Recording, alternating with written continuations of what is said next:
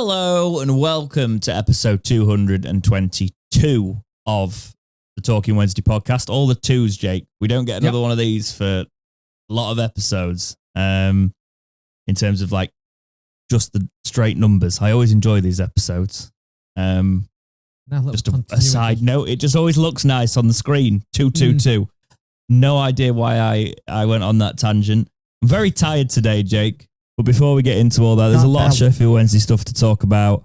Because we haven't actually spoken in a while. We obviously did episode 221 the middle of a week with all the stuff going on, and then we've left it a while, and it's been over a week now since we last spoke. But how have you been, mate? Tired. Very, very tired. The Wednesday beat right now, I'll be brutally honest, isn't a fun one because there's no positives at the minute. There's only a lot of negatives. I've also had that whole thing where I've been like looking at other things I want to do as well, just to try and take my mind off not doing all Wednesday stuff. But at the same time, I enjoy talking about this daft club of ours because it's fun. There's nothing ever like it's unique. Find me a club apart from like Reading who know the ins and outs of the EFL and embargo situations. Like right now, we should be talking about new kit launch, new players, the lot. And we're not. And it's just been a really weird week. Like I've been trying to look at things to do around the house. I will say this though, my son is stupidly strong. So we had a baby like playpen, and it was the metal bar ones. It broken and ripped out two of the metal bars, so we'd had to put it for scrap. Jesus. Nothing wrong with the welds or anything. He's literally bent it and then pulled them out. You're raising a little demon. Oh, I'm going to get him into wrestling. I'm going to get him into wrestling at an early age and just go with it. I didn't see him last time I popped over, to be fair. No. It was a flying visit. I don't think anyone was in, actually. Oh, Sarah might have been in. I think our Sarah might have been in, but she went to do the school run as well. Yeah. But yeah, it was a flying visit when that in-person episode was quite... It's interesting. Jack didn't turn up, but we were very efficient probably because of that. Yep. The thing is, when it comes to those in-person episodes, I have everything set up to a point, and then we muck about with it to try and get it how we want it. Yeah. And it's that little bit in between where we're not too sure. Like the next time we do an in-person, I'm hoping we will have a 3-person camera setup where it's one main camera pointing at us and then 2 cameras that can flick to each other when they're talking. Mm-hmm. Yeah, well, I liked the camera angle we used. I just wished when I was doing the editing that camera we used was 4K because it's great quality, but when we wanted to bring it in, like, you lose a little bit of it because it's 1080. What camera did we use? My main camera 4K, but I don't know if I used the had it set webcam, for 4K. I think. We used the webcam. We might have done actually, mightn't we? Yeah. Yeah. That's why it looked a little bit rough around the edges, but the angle was good. So I think it's the whole thing. It's about just trying to utilise this space the best we can because my dad sent me a message, by the way, saying, is Jake all right? He looks rough. Jake is tired. Jake is a goddamn. I don't think he said it that unkindly. But he went, is Jake all right? After the last podcast, he looks frazzled. Yeah.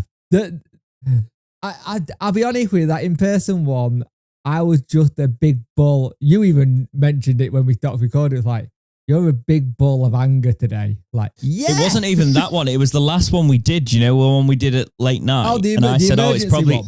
Yeah, I said it's probably just because it was late night. But then I thought back and then I've seen some of your videos, obviously, the past couple of weeks. And I was like, no, this is just what he looks like now.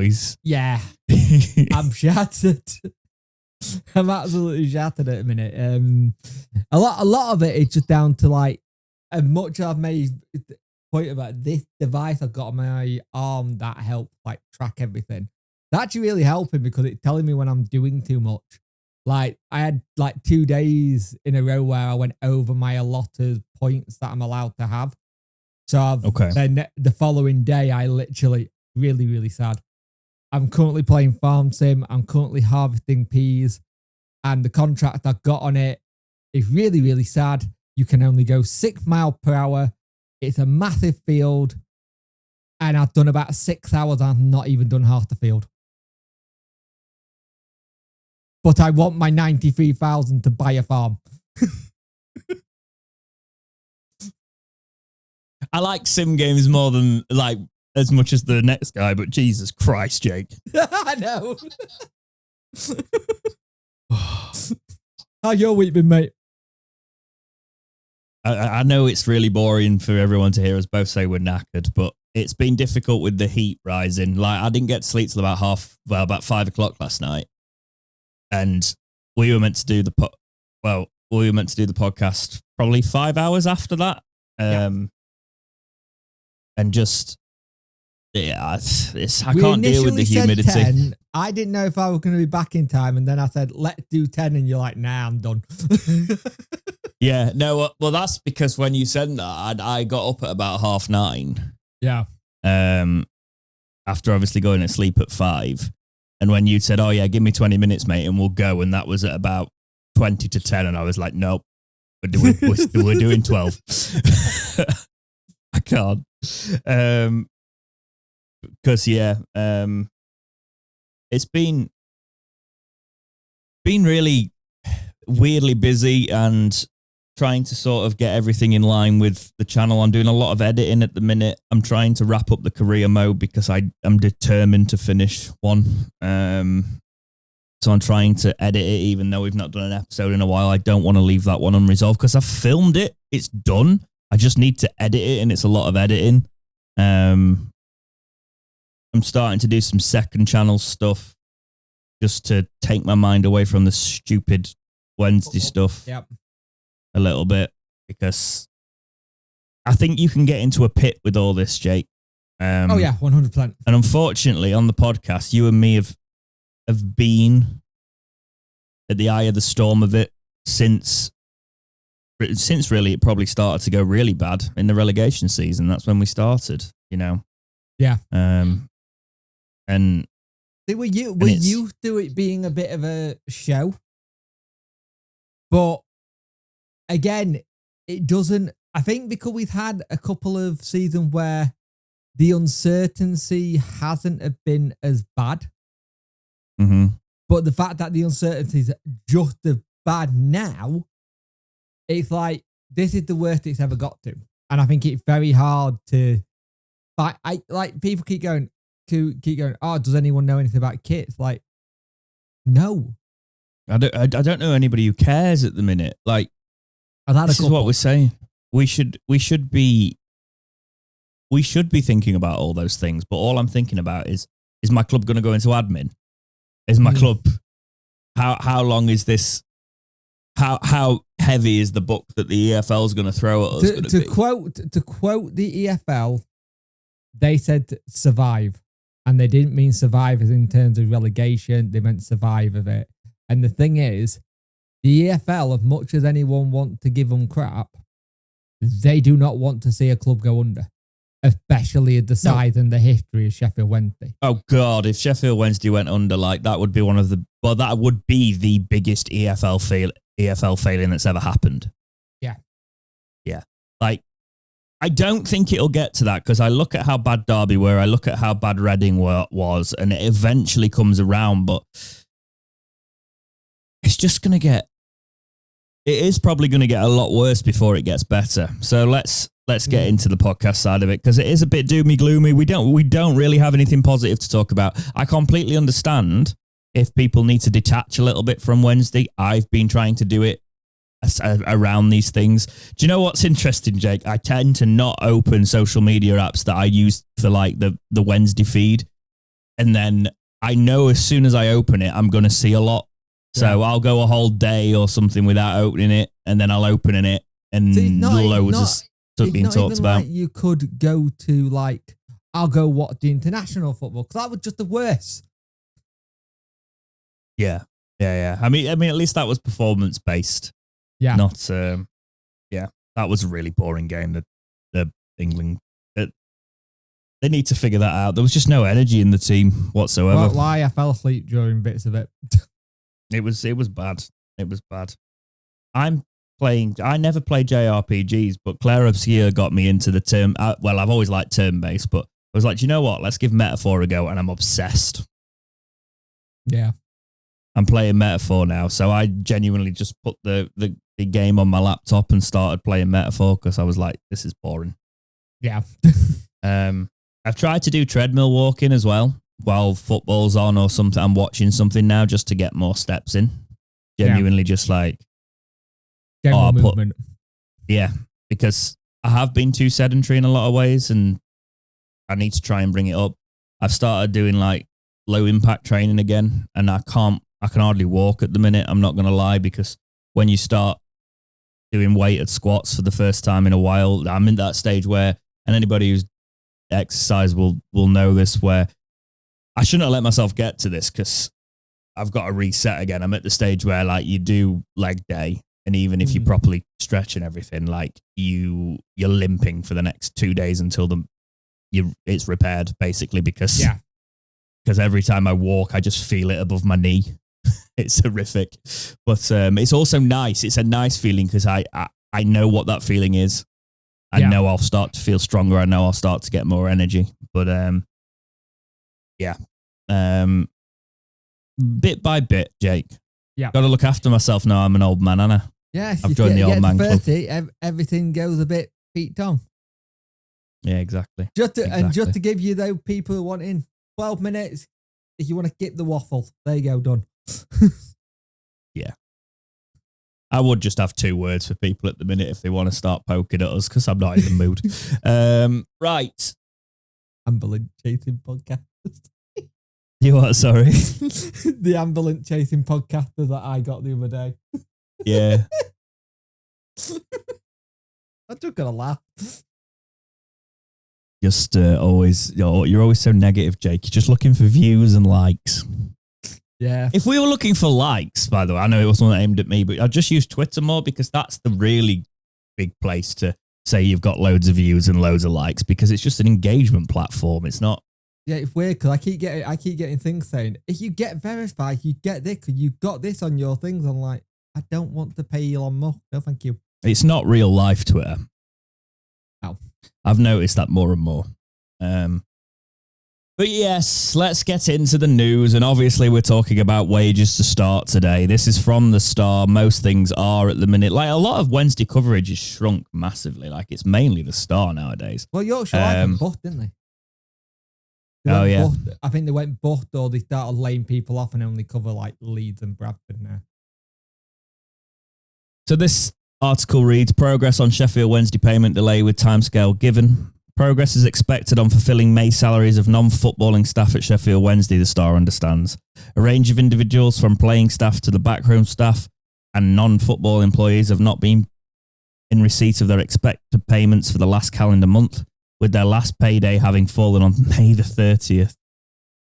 Staff were initially advised that the club had anticipated that we would be able to fill the remainder of the wages a few days later on Monday, June the 2nd, though that date came and passed with an apologetic correspondence. Now, some 13 days on from the expected payday, the Star has reason to believe progress has been made on fulfilling payments to staff still awaiting their full wages, and that all non-footballing staff should expect full payment within the next 24 hours. The status of player wage payments is not yet known. Financial issues have reared their heads throughout Sheffield Chansiri's time as owner of the Hillsborough club, with the most recent late payment of wages coming as recently as March. This is believed to be the first time a large number of staff have been impacted. However, with many in receipt of just £700 of their monies owed, staff impacted were allowed to access emergency funding process in the case of financial hardship, which is believed to have proven successful. Staff at all levels have been kept up to speed with a string of emails, many of which have been seen by the Star. HR support and an encouragement to request access to the emergency funding was a regular theme throughout the correspondence, though beyond the initial expectation of June the 2nd payment, there was little in the way of detail about the causes or expected timeline around the issues. Staff spoken to by the Star in the last fortnight have expressed sympathy for colleagues and told to relay limited information. We'll talk about the PFA stuff soon, because the PFA have obviously thrown the book at Wednesday and said it was unacceptable, which is completely understood. But Jake, we are Friday the 13th of June, mate. And I know it's Friday the 13th, but could this be the day that they finally get paid? It's ludicrous now. I can't believe we're at this stage. I actually can't believe it now. I'm shocked. It's the 13th today. And I will say that... Shut up. You're buzzing out. Speaking to the mic, mate. Sorry, my computer was buzzing out then. So it's the 13th today, and payroll for June will start getting cracking around next week. Well, that's the thing, and I think it's going to be late again because you have to double it up because they'll pay these and then they'll be due in 2 weeks, as you just said, that they'll need to sort it out. So I'm very concerned about where this is heading.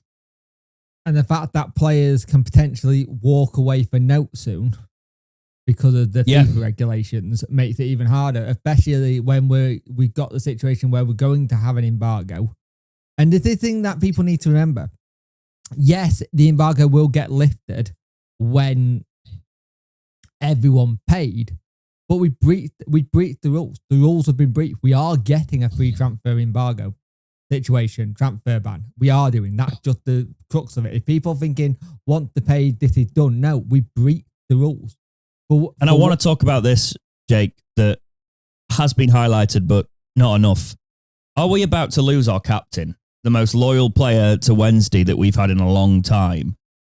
Are we about to lose him? More than likely. I can see it. But the only way he stays is if he gets given some sort of reassurance that there's A, takeover in the offing and it's close. B, that they can guarantee or make sure that it doesn't happen again while it's about to happen. And the thing is, the more you look at it, the more you just go, this isn't the way we want Barry Bannon to lead the football club. We could be in a situation where we do lose our captain due to the fact that he's 35 years old. He's massively loyal to Sheffield Wednesday, but it's last contract time, most likely. Yeah. So he needs to support his family and he's got the loyalty. The reason he's still here, by the way, and we've not heard anything, obviously, even though his contract's about to expire, etc. The reason we're not hearing about him talking with other places is because of his loyalty to Wednesday. Yeah. But if this stuff with Chansiri doesn't get sorted in the next couple of months, I do think we lose him because we're in a situation where I think at the minute, because we wouldn't be able to re-sign all the players that are out of contract. So we offered 3 contracts, didn't we? Bannon, Famio and Patterson. You would be able to now, because there's been a slight change. It was 3 players in the possession standing. It's about 6 we can have in now because the likes of Shipton, Gwillier and McNeil don't count. Right, okay, because I know we were on 21 and you can only have 23 given the situation we're in. So we're back to the situation of if Barry Bannon's going to re-sign, it's what are the incentives? What is the state of the club? Yeah. What's your gut feeling on it? Do you think he'll hold out because of his loyalty to the club, or do you think at the situation his family's going to be in, is he going to be looking? I think it all depends on what happened when he comes back. Now, I think they were meant to be coming back off holiday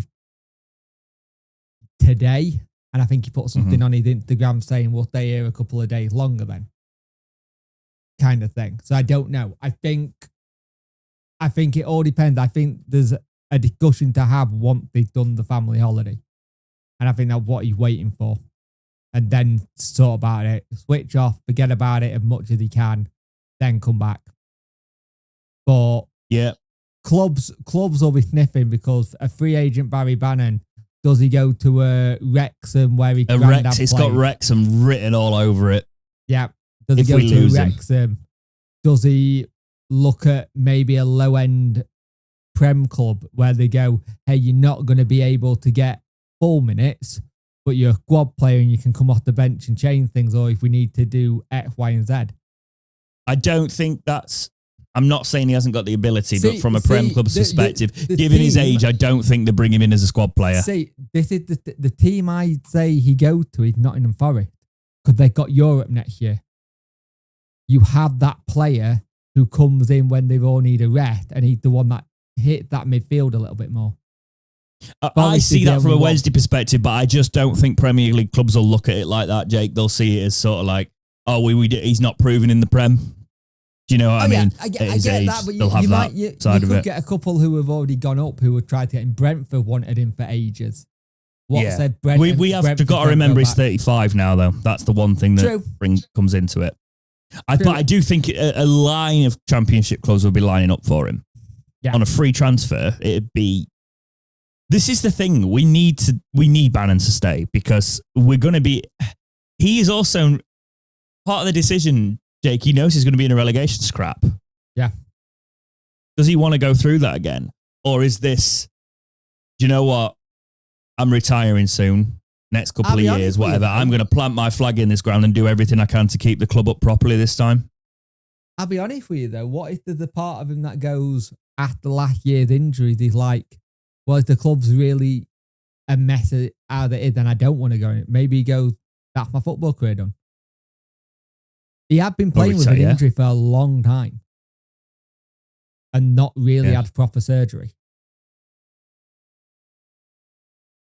At what point do you I think the way the man Barry Bannon the person and Barry Bannon the footballer, where he can go enjoy his life pain free? I think the way the man is, I think I know how much it hurt him when we got relegated. Yeah. And I think if he sees there's a potential of a takeover, which we all know there is, and it can start getting some wheels moving, I think he goes, right, I could be the captain this time. It keeps the club up in this transition. Because even with a takeover, Jake, we won't be able to sign anyone for 3 windows. No. Which means we are going to need every hand on deck. And I just think Barry Bannon's decision is going to be crucial. Yeah. It's a tough one. Won't lie. And let's talk about players because it's been reported, we got a Fabrizio Romano tweet, and obviously it looks like today that this is happening. Jake, I don't like to see our young players, probably one of our most highly rated young players, going out of the door. But do you know what? If we went in this situation, when I read an article from Football League World saying Man City to beat Everton and Chelsea to 1.5 million Sheffield Wednesday transfer, and it's related to Caelan Cole Cadamartri. He's a 15-year-old that we've got 1.5, and there's also going to be a sell-on clause as part of the agreement. I usually think, great, look at the reinvestment. But that's not what it's going to be, Jake. That money... there's not going to be no reinvestment. That's going straight to paying people. Yeah, it's going to be the club's financial obligations to the wage bill. This potentially does pay the wage bill. It gives us that buffer for a couple of months, whatever it is. And then it's a case of that actually, because I can't remember what our wage bill was exactly, but this could do 3 to 4 months, say. Then Danny does another, he goes somewhere, gets the 5 million. Chansiri can float it. And I wonder if that's what's in the back of his mind. Oh, he doesn't need to do anything. A little bit, but I also have that whole thing where even if we weren't in this financial mess, it looked like he was going anyway. So you take away the financial mess, it looked like he was going anyway. And how often have we, in the past anyway, got when we'd have players leave and we go, hey, we need to invest this into the academy or the net person, and then we don't hear about where the money's gone. Yeah. Let's call it what it is. There've been times where we've had this happen before, where players have gone. Two lads went to Brentford, if I remember correctly, who went to Brentford, sorted out all that kind of stuff, but you didn't hear about where the money went. The problem is we have got a okay to decent academy at getting players in and getting good players. The problem is we don't have the right talent to go from next level to this. And any other season, people going, we've just got 1.5 million plus add-ons for a 15-year-old, and we're going, that's great, brilliant. Love to have seen you in the 13, but it's 1.5 million for someone who's not proven at any level apart from under 18s, under 15, under 16 football. Yeah, so the under is just for some context of people. Obviously, not everyone's going to be as invested in the academy, but he's been playing above his age group in the under 18 professional development league, and he finished top scorer. So that's why he's so highly rated when you're looking at a player like that. And Man City it does make sense for him. He can become part of that Man City academy. Yeah. And by going there, he's most likely going to get a career out of it, even if he doesn't go up through the Man City ranks. Most players that go through that academy will end up somewhere else. This is my thing. I want to make sure that the club make sure this deal is right, because most youngsters at Man City will go on and get bought for a certain amount of money because it's the Man City academy. We need to make sure we have got a damn good sell-on clause in there for us. Yes. You're thinking anywhere from 15, maybe 20%, something at that level, just to protect you. And then I would want to have, just so we've had it and have a bit of closure, where when they go, hey, we need to send someone out on loan, there's a loan option for us to take him if we can go, hey, we want him, just so he had that period playing in front of the Wednesday fan, because he either Wednesday, he does like the club, and he does. And it's one of those things that there was one point when it first got announced, Danny Cadamartri's dad turned around and said he loves it at Wednesday. And it kind of was the Cat-22 point where he probably doesn't want to go, but knows it's best for his career. He also probably knows it's best for the club at the minute. Yeah. The club need this to stay afloat, which is insane, Jake, because a lot of the reports are saying that Wednesday want the cash up front. Yeah. Which means it's gonna filter back into all the late payments by our owner.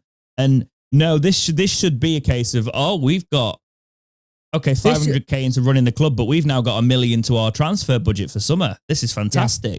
And it should also be a case of going, hey, look, we're starting to get big club look at our academy. Yes. This is a good thing. More people looking at eyes on our academy. Fantastic. Great. This is what we want. Because then you set more deals like this. Yeah, you get some of your best talent picked, but it shows the academy working to a point. Mm-hmm. I think the annoying thing here is where in my head just now, I just had like a picture of Bailey going, can you please just sod off so I can get paid? There's that side. Well, there's the side of I think it makes more sense with Bailey, because I actually think this is going to work. Not his brother getting sold, but in terms of the financial situation, Bailey Cadamartri is going to be the Sheffield Wednesday's main striker for the next 2 years. Yep. And I actually kind of like that, because I like Bailey quite a lot. I think he's going to be a player, you know. I think it's just the annoying thing that his dad said his younger brother is going to be 10 times better than Bailey, but we'll have one of them at least. Yeah, and this was all. Let's be real here, Jake. This was always going to happen. Oh yeah. This is a case of, if he kept doing what he's doing, this would have happened anyway. It was going anyway. It's just the timing of it where we need money just doesn't help, because we can't put the money anywhere apart from in people bank balances who would deserve to be paid. That's exactly it. And look, the more that clubs like Man City with their academy are interested in our academy players, they don't take things to tribunal, so we end up with less. They actually do a deal, so we get money and then sell-ons. this is the way to do it. So, because I know there's a few people that are slating like, oh, we can't lose our best players from our academy. No, this is the way you run your academy. Yeah. You don't let them go for nothing out of your academy and move on. Like, if we look at who came through their academy, we actually got, this is what I don't want to happen to Cads here, is him go through and go on a free to somewhere like we did with Fizz. We got him on a free from the Man City Academy, and now he's a very good player. So we want to make sure that he does well in the academy and keep an eye on him in the Man City Academy. He goes on, gets sold. Say he gets sold for 10 million and we have a 20%, and say it's a 20% that's not just 20% of profit. We get more than we get more for him then than we get for him in this deal, you know? So it'll be keeping an eye on him and wishing him all the best if it does happen, which it looks like. It looks like at the time of recording this podcast, it's medical happening. For him to come back from holiday and then to come back from the World Cup Club Cup thing. Yeah, but for a 15-year-old to have a lot of interest in him like this is it says that a lot of people in football think his career is going to be a very good one, to say the least. Yep. Right. This is from the Star. EFL update hands embargo Sheffield Wednesday transfer boost. Some updates to the English Football League's wording regarding embargo clubs will come as a small boost to Sheffield Wednesday. The Owls are currently under embargo due to the non-payment of players. Did you know that, Jake? We've not paid our players or the staff or anything like that. Did you know? Did you also know that we probably had we had an embargo in 2018 that everyone forgot about? I did, yeah. I did remember that, actually, because we had the situation where we didn't sign players for 3 windows. We've had a ridiculous amount of embargo while this man had been in charge of the club, and it makes me sad. So this is what you were talking about earlier. Until the embargo is lifted, Wednesday will be limited to a maximum squad size of 23 players, not included youngsters with no experience. But an update from professional standing to permitted players gives them a bit more wiggle room. Under the professional standing terminology, the Owls already had a squad of 21 players who had played either starting or as a substitute in a professional fixture. The likes of Rio Shipston, Guy Sequeira fell into that category due to their appearances in League One and Cup games, respectively. Now, though, there have been some key updates to the wording on the EFL's website with the term permitted players opening up some more space for the club. Permitted player is described as any player who has got, at any point during his career, started in 3 league matches in the same or higher division as the club that the player is currently registered with, or is registered with the club during the period of time that club is subject to a registration embargo. Simply put, if a Wednesday player has started 3 or Championship or Premier League games in his career, then he'll form part of the 23 players permitted, as will any player who is brought through by the club whilst under embargo. And they obviously haven't started those, which means they don't fall under there, which is very, very good. So that's a bit more on what you were saying earlier, Jake. We can re-sign the players, but it looks like Pato won't be re-signing from what you hear, what we're reading and everything we're seeing. Pato probably will be gone, which makes me a little bit sad because in the situation we're going to be, he needs the kind of play you definitely want, and it's going to hard to try and get another one.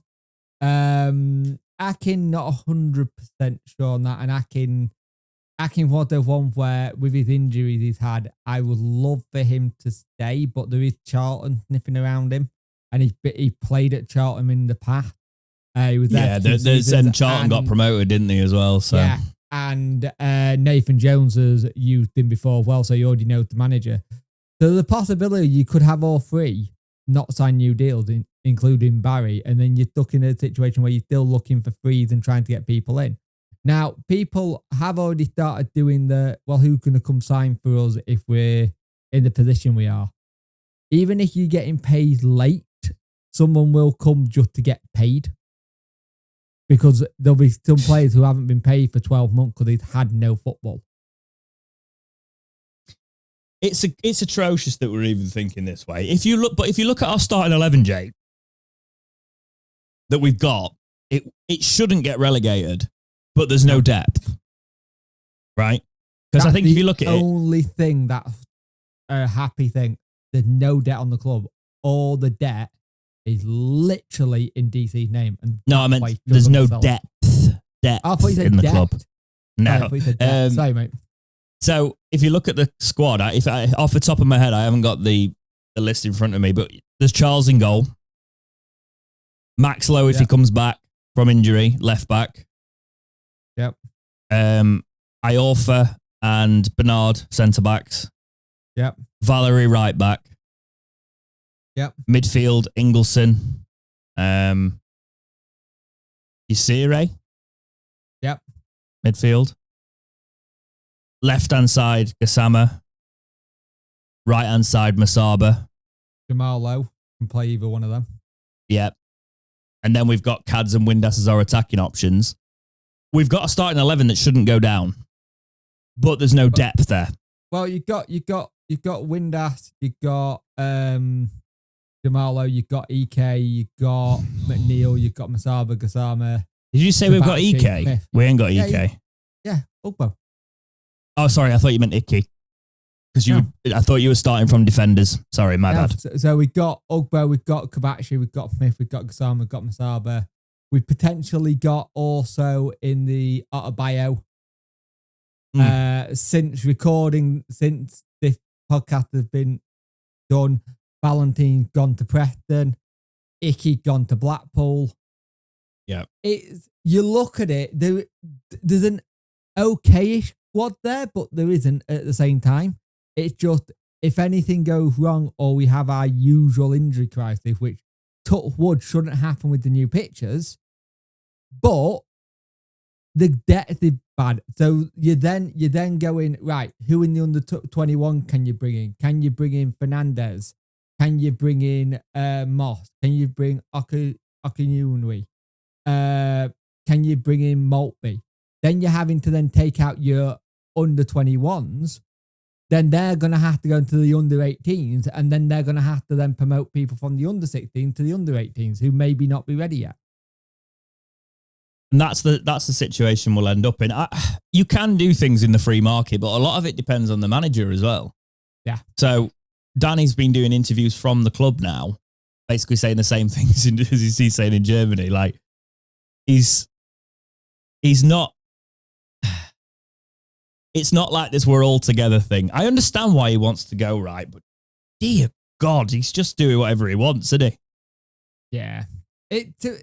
I'll be honest with you. With what's going on, I get it. I understand it. But you're starting to see that, yes, he's interviewing well, but they're all starting to either, there's an issue with paying how much they want to pay the compo because he's not ready yet. Yes. To have that bigger compo. And the other thing is, he's only got 1.5 years of managerial experience. Yes, he's got football experience for about 16 years, but only 1.5 years managerial experience. And I think that's where they're all going, is that enough to do what we want to do? From everything it looks like, he wanted to get a move back home as soon as possible, which says to me, missing wife and kids. So I can't believe it. No, he wants to further his career as well, Jake. I don't necessarily buy that. If he was missing his wife and kids, why would he? The first thing he does when he flies out to Germany is go to do an interview rather than go on holiday with them or something. Do you know what I mean? I'm not true. I'm just that's just a speculation sort of. But my thing with Danny is I like Danny. I think he's a good manager. I think he could have done a lot of things with us. But I think it has soured to a point now where it's going to be very tricky. I do think we have to hold on to him until the takeover's done, though, because who that in their right mind signs for a club as manager when we're in this payment situation with Chansiri? So I think you hold on to Danny, does his job. A takeover starts to come into the process. We then let Danny go for his release clause if somebody comes in for him, obviously. And we bring somebody else in with new owners on the horizon and a new project. I think that's the only way you can really spin it. Whoever comes in as ownership and manager, your first 3 seasons, you're going to have to learn how to have a good youth setup and how to use it properly. Yeah. And that's difficult, but it could be a blessing in disguise if you get that youth set up to a point where it works really, really well. But it's like people will start doing predictions for start of next season. I've already got us rock bottom relegated. I won't lie, I have. Because I don't see anything at the moment with what's going on. It's a strong championship next year as well.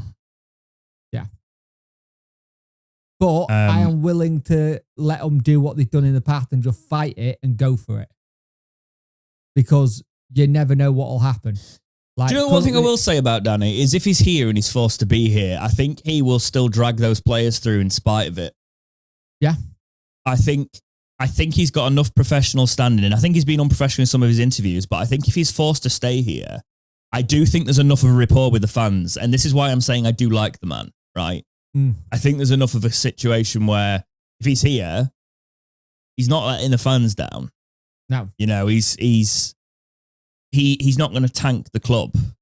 He's going to get what he can out of these players. There's not going to be any ambition there, but I think I don't think the interviews will be pretty, but I think it'd be a case of we're surviving.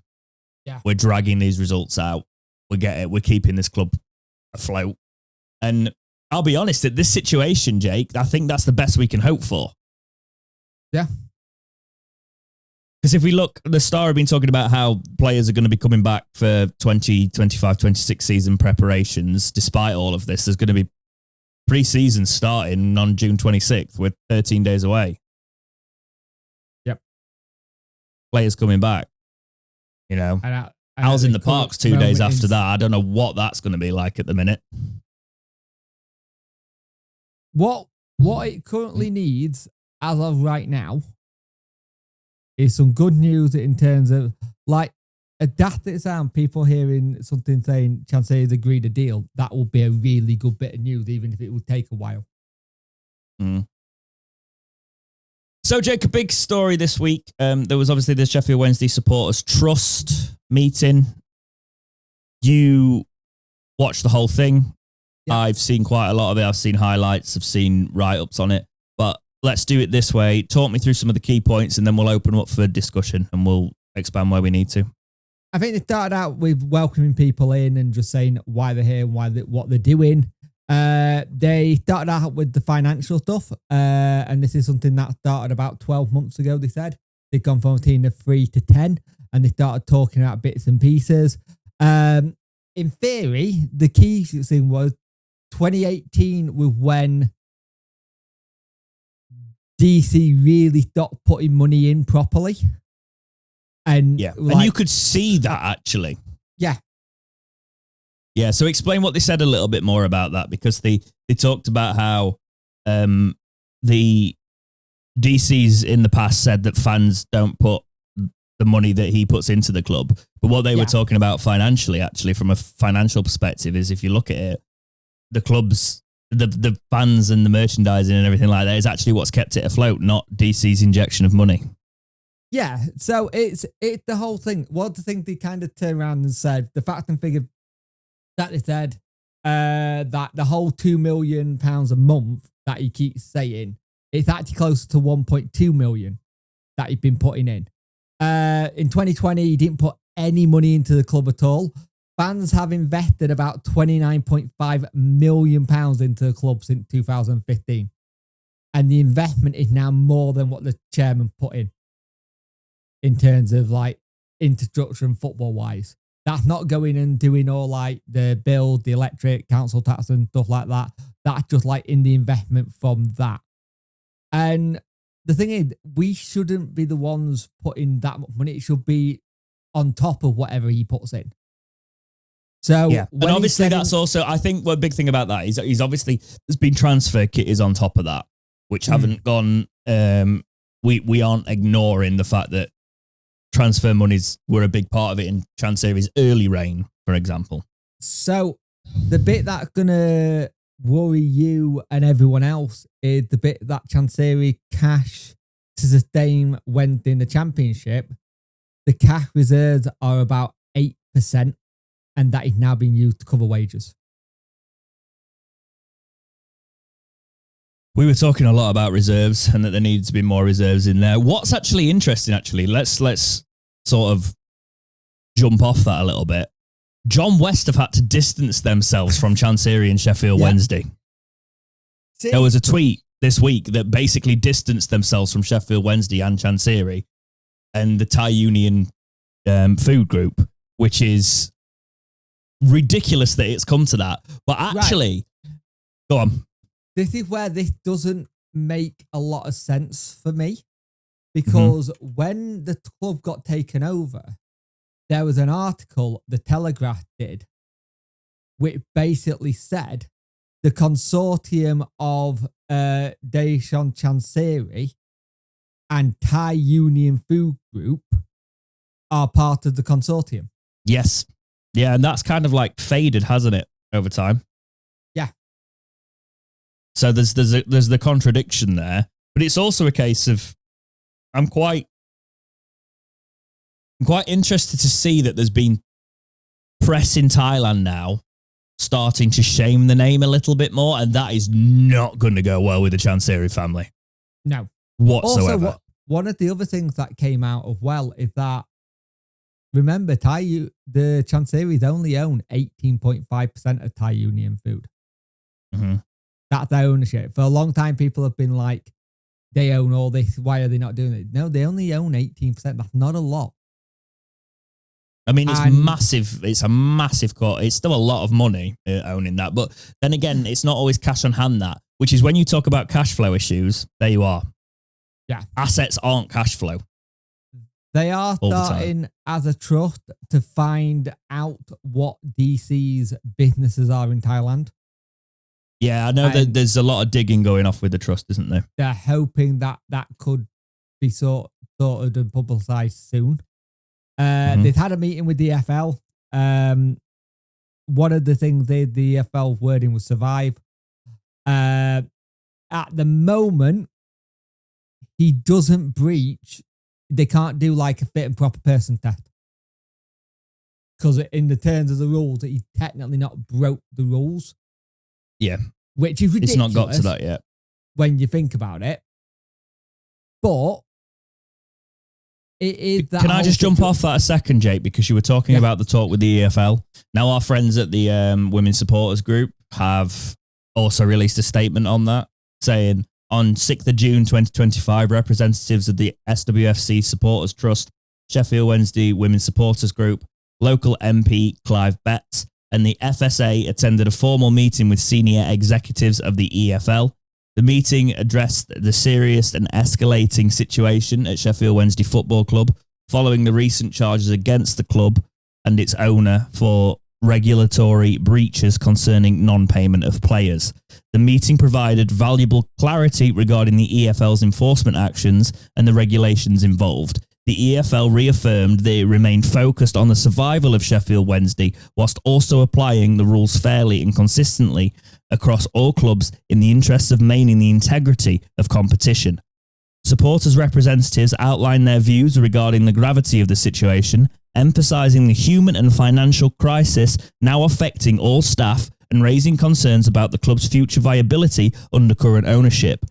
We thank the EFL for facilitating open dialogue and for their willingness to continue engaging with us. The Trust and Women's Supporters Group will continue working diligently to monitor developments, advocate for the best interests of Sheffield Wednesday FC, and prepare for all possible outcomes. The Trust and WSG have prepared a summary of the meeting and an explainer of the rules to give clarity to all SWFC supporters. So the groups are working with the EFL, and the Trust is obviously a big part of that as well. But I thought I'd give you a little bit more of a concise statement on there. Please carry on, Jake. They spoke to 1867 News. He spoke about how he's part of trying to find owners and stuff, or new owners, I should say. And basically, they are trying the hardest. He's trying to talk to people who can do so. From his knowledge, he only knows of one lot that put a bid in. We know that bid is the Shaw Group. Or I don't want to really say the Shaw Group, because I don't think that's fair, because Shaw's only just a little part of it, but because he's been quite open. That's the very media present group, right? So that's the very, if you're on Twitter we obviously covered it in the last podcast. That is the group that is vocal. There's murmurs of interested parties that are less vocal. Yeah. So it's just good to be able to hear all of that. But yes, he does speak about He spoke about in planning, this situation, what the plan is, what he thinks we should be doing if anything happens. Spoke about all the stuff that we've all really heard about. Let's be brutally honest. It's stuff that we've heard. Nigel from the Armed Forces spoke about how, just in general, with how for them, when they've gone and done other things, he had an example as when they went to like a football tournament that they went down. Everybody else had a kit from the club and they didn't.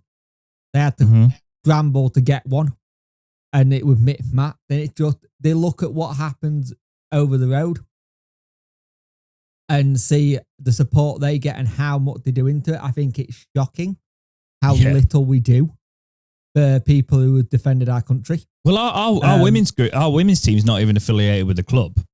No. It's ridiculous. I think you look at it as a whole, the actual event itself did what it needed to do. It highlighted things that maybe some of the laymen who were not fully invested in Wednesday hadn't heard or not known. And there are people like that where they only get involved when it gets bad, and it's getting bad, so they now want to know what's going on. The thing is, I urge people to join the support of Trust. The tenor and the way of going forward, because it's an official. There's also a free option, isn't there, that I didn't state the last time, yeah. Yeah, there's a free option, but the Trust is probably going to be where we get a lot of information, where they can do more with talking to the FL, talking to supporters, Trust groups as well, and getting it sorted that way. I think as a whole, it did what it needed to, which highlighted stuff. One of the things, what came out of it as well, it does seem like Sheffield Wednesday's owner, Dave von Chansiri, is ready to sell. It does seem like he wants to get rid now. The problem is that how much is he wanting to sell for? Because and how much of a loss is he willing to take, if any? Yeah. And that's been the big thing around it all the time. But yeah, I think it was informative. There's 3 hours across the media if you want to watch it. I think most people have watched it. The Wednesday Till I Die, Wednesday Week, they've all done a stream of it, etc. I mean, if I'd have lived in Yorkshire still, I'd have gone myself. But it was good to see unity, right? That's the word. And I think that's They didn't want to use the other side. I thought unity was a fantastic word to use. There's been a lot of infighting in fan groups in the past, and we need to stop all of this infighting in the fan base. We do need to come to, even if we all have our own disagreements and we all don't agree with the way that people go around things, and I think that's the case in a lot of situations in Wednesday groups, like that we don't agree with the way they do that, we don't agree with the way they do that, they don't agree with that, they don't. The one thing that needs to be unified is coming together at this time to get rid of Des von Chansiri. Yeah. And I think that's the takeaway. And that has to be the takeaway from it all, Jake. Can I leave you with my thing? Go for it. We have something on the back of our shirts that have been embroidered for ages. And it's not one person Wednesday, it's not this person Wednesday, it's we're all Wednesday, aren't we? This is the overarching thing we want to be of one. We all love this club. We all want the club to be around so our family and friends can do it. I want my kids to be able to be supporting this club. I want to have a club that I'm proud to walk down the street and not get people currently when I'm wearing my Wednesday shirt going, how's it going? I'm really sorry that it's happening. I don't want sympathy, but I get it. I get why people are. And the thing is, we have to remember that we're all Wednesday, aren't we? Because it means something. We need to come together because the media is not, I'm not saying our local media, but like there should be uproar about what's happening at Sheffield Wednesday Football Club right now, Jake. There've been a little bit, but not enough. No. National like sport media should be all over this. Yeah. They should be championing us against our owner. If we were a Southern club, you wouldn't hear the end of it. you know, mean like so Rangers. we need to make sure that as a fan base we are unified, and I think these sort of events, the more we talk about it, is the best way to go forward. And we all have one goal, and that is new ownership of Sheffield Wednesday. Yes, Jake. Go on. I think also the way they're going about it, I get people do it. Remember, yes, people want it gone. Do it in a respectful way so he can't bring it back at us. I get what you're saying. Yeah. I think a lot of people are just tired, Jake. Us included. Yeah. It's just, I think the more he looks at it, like we've always been able to see method in the madness. But like the past year and a half, 2 years, it's been atrocious to be a Wednesday fan. Yeah. Like there's been optimism constantly. Any sort of optimism is just slashed down by the ownership, Jake, and it's just tiring, man. Yeah. But let's leave it there this week. We will, me and Jake are pretty much on standby every single day, whether we're going to have to message each other and do a late night live podcast. That's pretty much the way it seems at the minute, doesn't it, mate? But in terms of regular programming, thank you for joining us this week. Have you got anything to add before we end today, Jake? Try and find something that ain't football if you can, but I know how difficult that is, trust me. And it's going to get worse before it gets better, and hopefully we are on the other side of it sooner than later. Come and watch me open Pokemon cards over on the James Over channel if you're a massive child like me. Yeah, go watch him. Watch him get lots of 1,000 paper cuts. Yeah, go do that. Because that's getting big in the YouTube scene again. So I thought, do you know what? Rather than this being a money pit, let's do something. So I've relaunched James Over, which is the second channel. You can find it linked in this description here. Not the description, sorry. You go onto my channel and you look at affiliated channels. It's there. It'll be there. It's active, as is Punk's. Punk's also an affiliated channel. But do go over and subscribe to him. But you know him. Everybody bloody knows you in the Wednesday scene now. Can't get rid of you. Yeah. I don't think we'll ever get rid of you. No, like I've been toying with doing some farming streams and some cooking streams in general because it's just something to do. Well, thank you for joining me and taking time out from your cosplaying as some sort of hillbilly in that lovely wife beater you've got on there, Jake. And it does genuinely look, with that elastic on your arm for your thing now, for your health thing, it looks, with the wife beater, that you look like, I don't need to say it, do I? No, you don't. You could just have tinfoil in the background and it wouldn't look out of place. But take care, guys, and we will see you in the next episode of Talking Wednesday. See ya.